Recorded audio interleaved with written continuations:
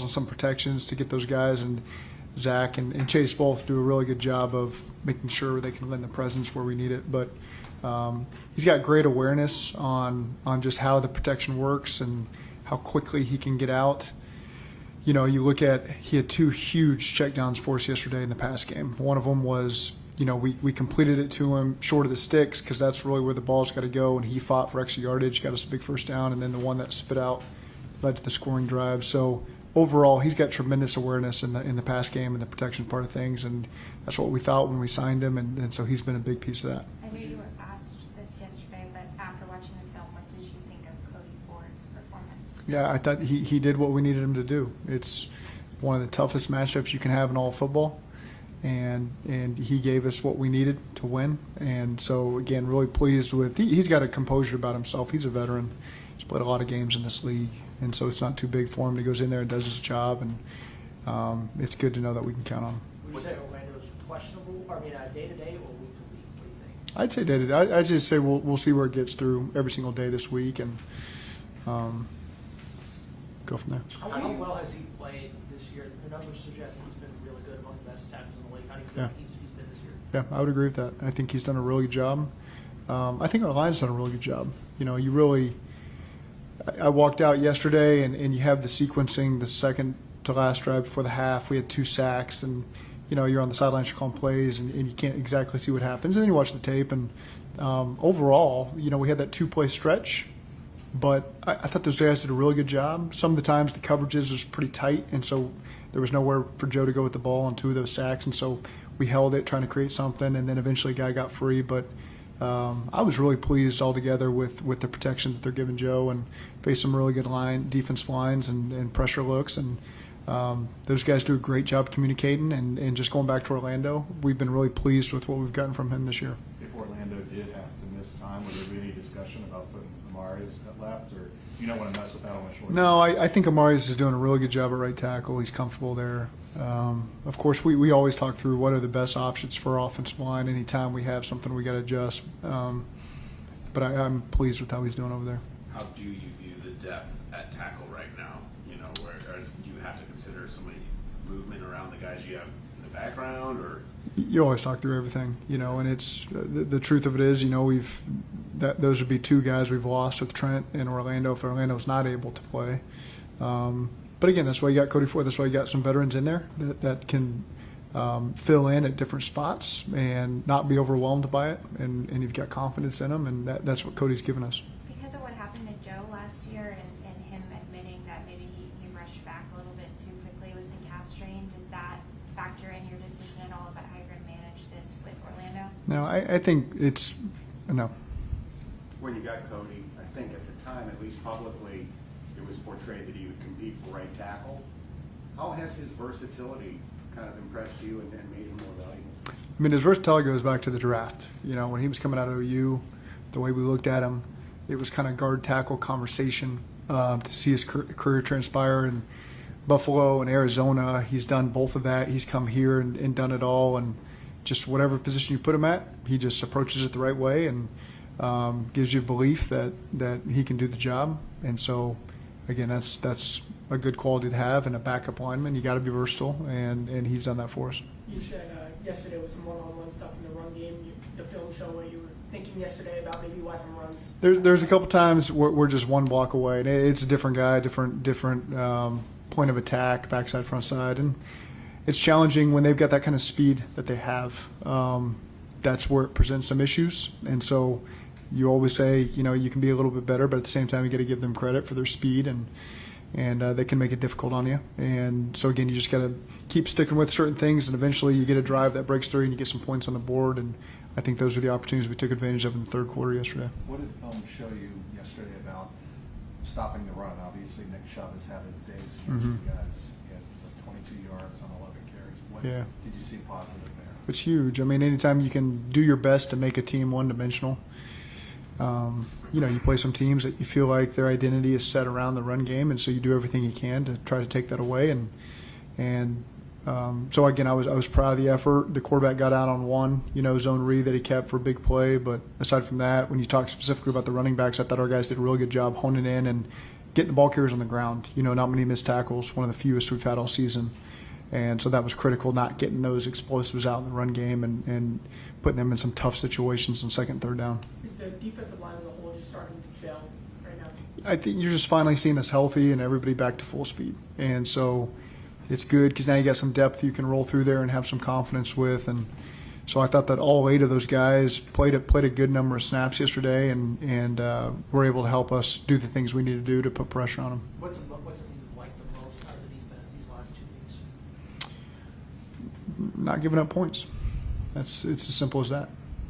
Is there an aspect of how they're playing, or is there anything in the way that they're operating as a unit that you think you really liked that's enabled them not to give up points? I think they're doing a good job communicating. I think just making the tackles when they're in space has been really pleasing to see.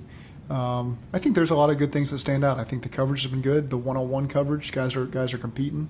Guys are getting pressure on the quarterback. When they do check the ball down, you see 2 or 3 guys there flying around getting the ball carrier on the ground. If they do have a stretch where they have 2 or 3 positive plays, the guy's not getting discouraged and kind of bowing up and keeping the points off the board. And so I think there's been a lot of positives there, especially the last 2 weeks. See, when you got a game like that, that type of whatever you want to call it, just a really closely contested physical game, what do those kind of backs give you, Zac and Chase? What kind of a lift do they give you against that type of game? Well, I mean, again, it just goes back to when you can just your defense keeps you in it long enough to where you can keep giving them some carries and 1 or 2 of them pop and they put you in scoring range, and then it just takes one explosive pass and you're on the board. And so I think that's really where to not get frustrated when it's a 0, 1, 2, and knowing we're just we can read it a little differently. We can make one more block that's a little different. It opens everything up. And so you just saw Chase's big run to start the third quarter really open everything up for the offense. Not just the run game, it's everything. Then you hit a play action, and then everything starts to get into sync, and it just kind of catapults the offense, and we get some better rhythm and go from there. It seems like they don't mind doing the dirty. No, they don't. Windows, you know what I mean? Doing the stuff that matters. Yeah, they're willing to help where we want them to help with the protection. They're available as the checkdowns. They do a good job when we hand the ball to them. And so again, 2 guys that unselfish and are just willing to help this offense move forward. Is there anything you think DJ could have done differently on that PI? What would you make of the coverage and kind of how he did and on that play specifically? Got to turn and look for the ball a little sooner, I think. And then when the receiver plays into you, sometimes it can look worse than it is. I can see why it happens. It's obviously you want to avoid it as best you can. It's kind of unfortunate sometimes where the ball's thrown creates that look, but I think just turn around and getting your eyes on it sooner will help. How do you feel like he settled in as that sort of I think he's done a good job. I think DJ, he's every week. I don't think he's ever lacked confidence, but I see coming along more and more. The more reps he gets, the more guys go after him, and he's able to make some plays. And so again, I'm pleased with the direction that he's headed. How important were Eric and Drew just even in the game planning you did? And obviously they ended up playing a lot of snaps together. Yeah, I mean, those guys, very smart. You can count on them to help you in a lot of different ways, and they do an excellent job executing their jobs and allow us to be a little more versatile just with some of the run scheme. You saw them both in the backfield at times. You saw both of them motion, and they got different jobs. They got to assess the defense oftentimes on the move. And so, and in protection, sometimes those guys were 2-on-1 on the defensive ends as well to try to take some of the pressure off the O-line. And so I thought they did a nice job executing their jobs. Not to turn it into a referee thing, but last 2 weeks, Cordell has had pretty critical holding penalties that look like he was doing kind of similar type of things. Are there coaching points to him on those 2 plays that he's making, or how do you approach those plays? You want our guys to play physical. And sometimes when you I think they're both a little different, a little more different than you might initially think. Yeah. And sometimes when you're out in space and you're vulnerable there to be opened up, and sometimes it's real, sometimes they can react a certain way to kind of get the call. It was a bang play there, and so I think it can go either way, and they called it, and so we just got to be able to overcome that. On the topic of the refs, the pass interference. Guys, sorry. Well, I'm just curious because the pass interference that they wiped off against Jamar, was that video assisted that determined it was uncatchable, or did another? I'm waiting to hear on that one. What's that? I'm waiting to hear on that one. How Outside of Gino and Orlando, did anything else pop up injury-wise? No. I mean, guys will be sore. Defense played a lot of snaps. But aside from that, I think we're relatively clean coming out of that one. You see anything on film about the opening kickoff that you didn't see live? Guys just did their jobs. I mean, really everybody did a really nice job. Drew's the one who's in isolation, one-on-one, and Charlie's got to play off of him. And then Charlie finished the run. So I think everybody did their job, opened up a big void. Drew's right in the middle of that hole. And again, that's just like blocking for a bubble on the perimeter. You just kind of got to cover the guy up and let Charlie go off of that. He did a good job setting up the kicker, and then just, I mean, it's a dead sprint. Did a great job with the strength on the sideline there at the very end to finish the playoff. And so just, I mean, great momentum starter there for our team, especially when we got Nick Chubb running out of the tunnel, and cool environment that they got there for us to immediately take back the momentum. I thought that was a critical play in the game, obviously, and we didn't score in the first half on offense. And so to have the 7-6 lead because of big special teams play and allow us just to hang in there and finally find our groove there in the third quarter was really the play of the game, ultimately. Do you think that type of return would have been possible under the old system, under the old format? Man, that is not quite my expertise. I'd have to go back and watch a lot of kickoff returns to know that one, but I don't know.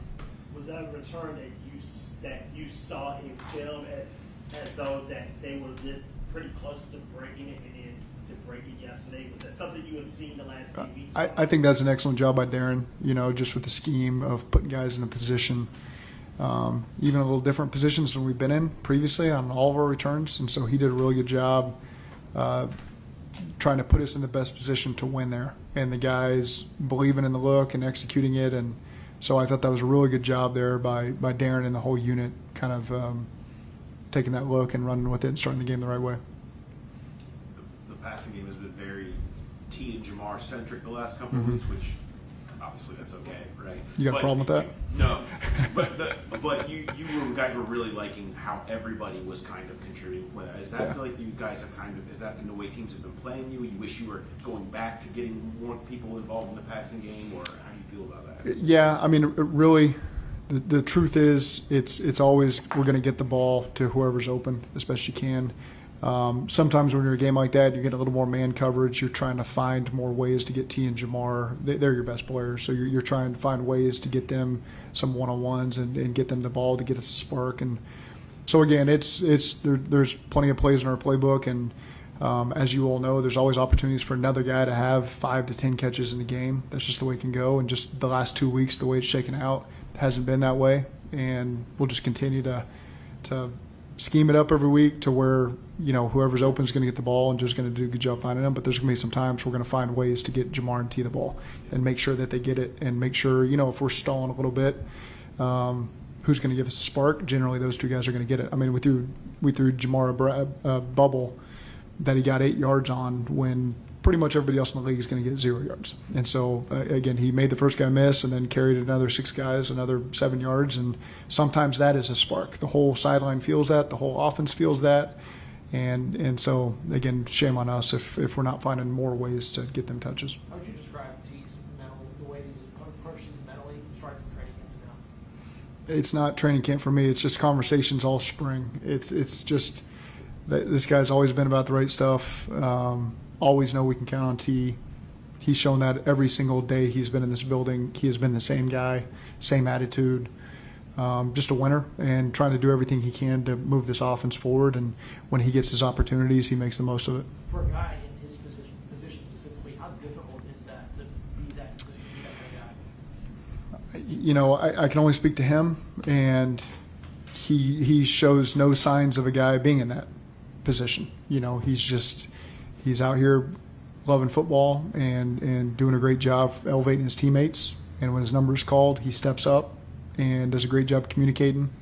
You love being around him. You can't ask for a better player on your team.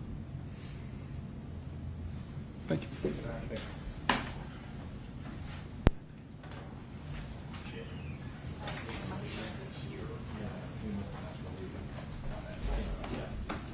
I guess that there were multiple places. Yeah, as well. A couple more, a couple of non-PI calls. Oh, dude. Oh, that thing's coming back.